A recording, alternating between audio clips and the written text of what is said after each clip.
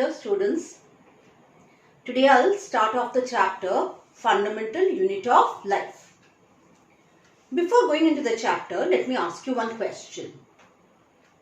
Tell me one particular thing of which all the buildings are made up of.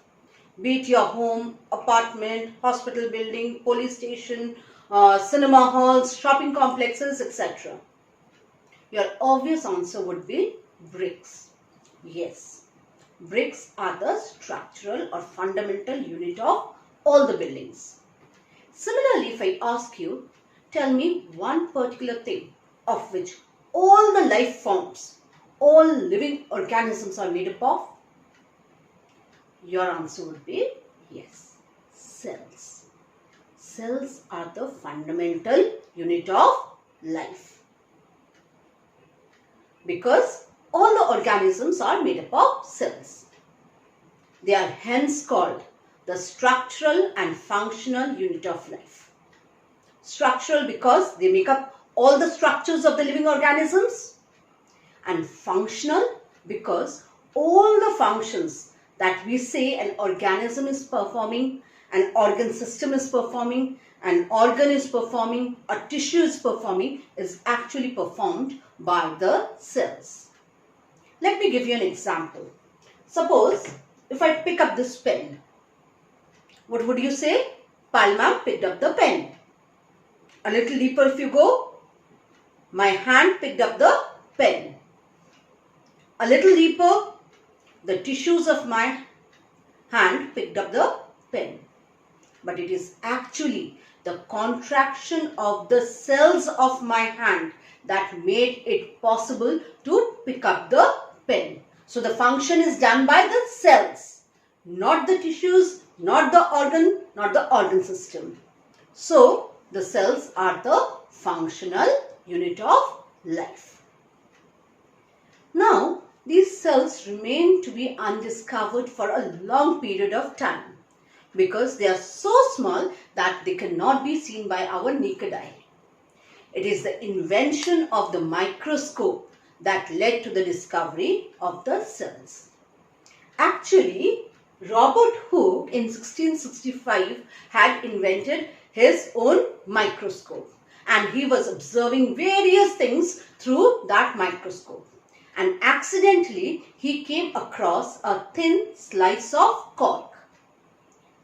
In that thin slice of cork, he observed something, a honeycomb-like structure, identical small compartmental structure. And he found a striking similarity between these compartments and the residential areas of the monks of that time, which were called cellulae, meaning a tiny room. From that, the term cell came into existence. But what actually Robert Hooke saw was the dead cell walls of the plant cells. The living cell was first observed in the year 1674 by Antony van Leeuwenhoek through his self-made microscope.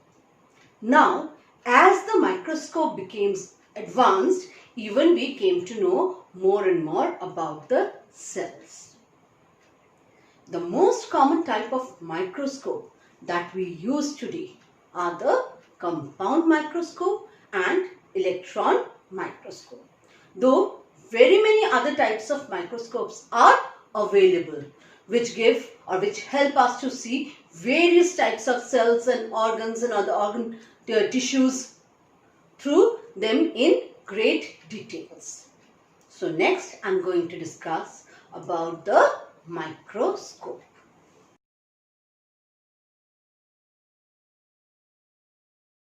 Meaning very small, and scope means to see.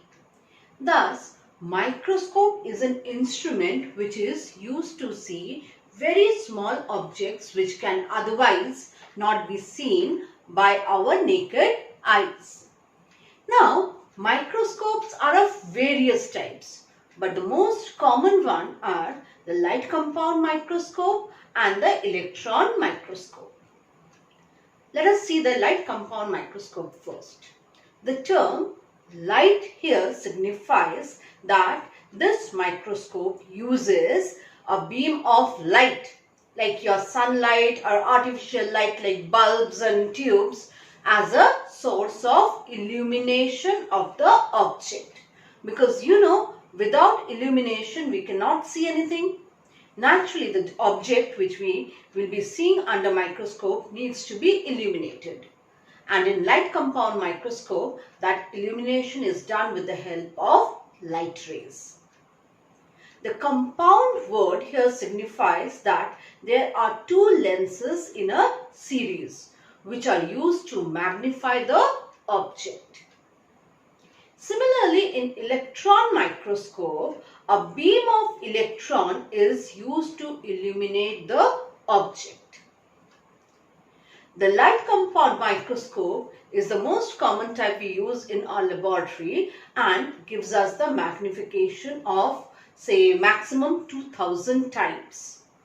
And that of the electron microscope is near about 2 lakh times. That is why with the help of the light compound microscope, we can see the crude structure of the cell wall, the cell membrane, cytoplasm and nucleus. And to see the detailed structure of all these along with the subcellular structures like mitochondria, plastids, endoplasmic reticulum, Golgi bodies, we need electron microscope. Electron microscope needs professional handling. We cannot just use it in our laboratory.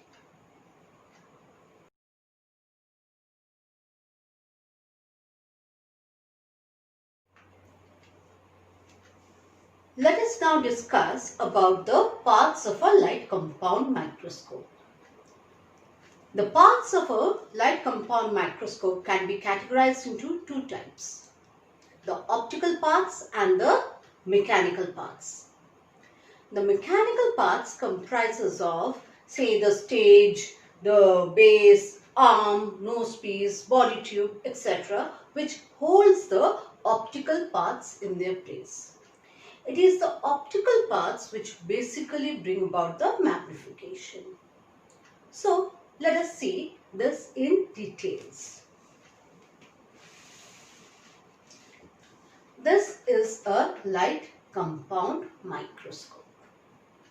Now see, the mechanical parts that are present here is the base, the arm, the coarse adjustment screw, the fine adjustment screw, the stage, the clips, the nose piece, the body tube.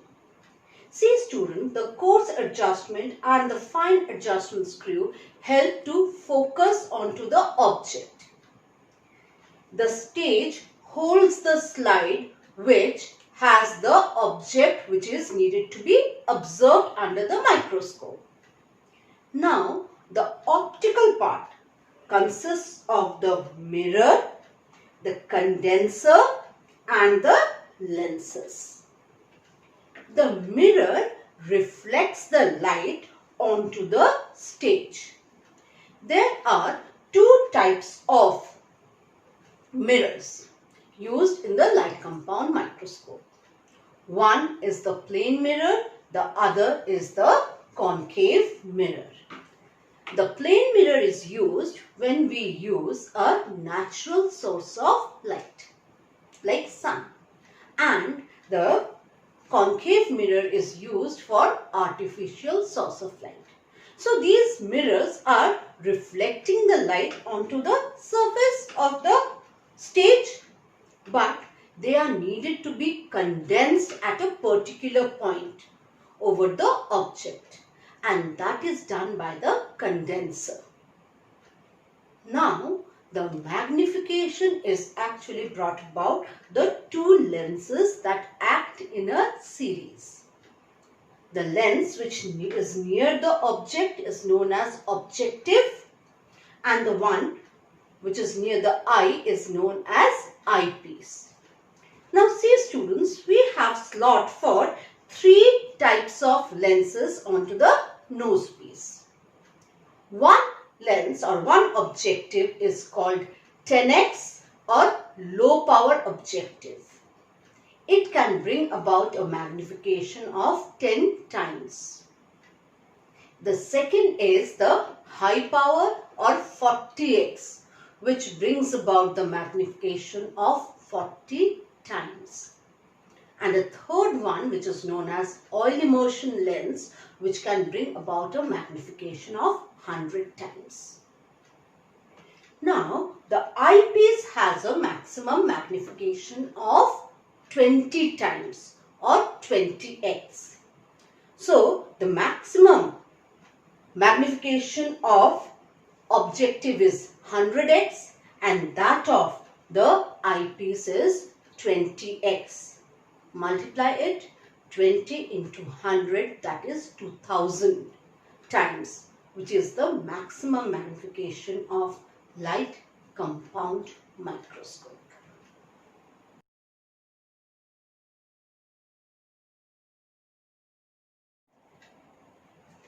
Now that we know the cells are the structural and functional unit of life, the next question comes, do all the cells look the same? Are they of the same size? The obvious answer is no. The cell size varies from few micrometers to some centimeters.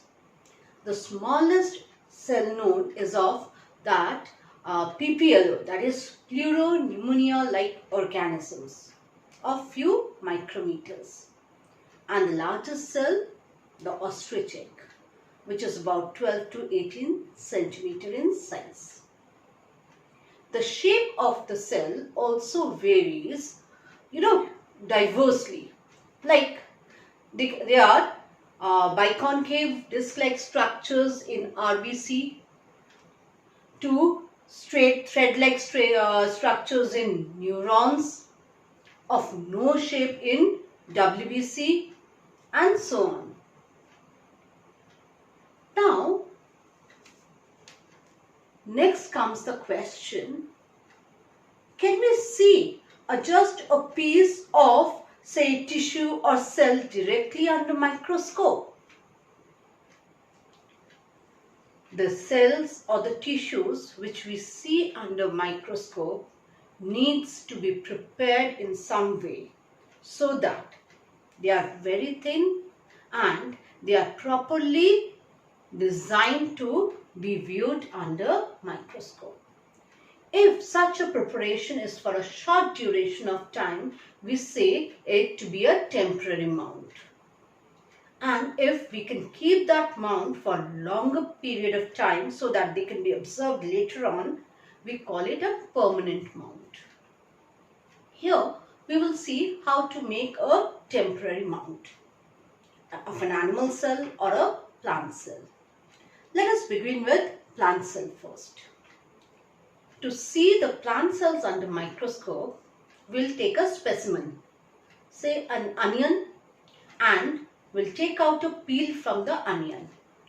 From the lower side of the peel, we'll just scrape out a thin epidermal layer and place it on a slide. Then cover it with a stain. Stain helps to color the cellular components and impart better contrast for viewing. Then we'll drain out the stain, wash it with water and put a drop of glycerine and cover it with a cover slip. Now our slide is ready to be observed under microscope. Similarly, for animal cell, we can scrape out a few cell layers from the inner lining of the cheek, put it on slide, cover it with the stain like methylene blue, wash it, then put a drop of glycerine, cover it with a cover slip again. Now our temporary mount of animal cell is ready to be viewed under microscope. Under microscope, for plant cells, we find hexagonal sheet-like structures and we find the deeply stained nucleus pushed towards the periphery. The central portion of the cell is occupied by cytoplasm, and in case of plant cell, a vacuole is also present. But for animal cell or a cheek cell mount, we will see irregularly shaped cell with a centrally placed nucleus. Cytoplasm can be seen, but there's no layer of cell wall in the animal cell. So, these two diagrams are enough a proof to show that neither the sizes of the cells are the same nor the shape of the cells are the same. Shape of the cells, depend greatly on the function they perform, and they are so adapted for their function.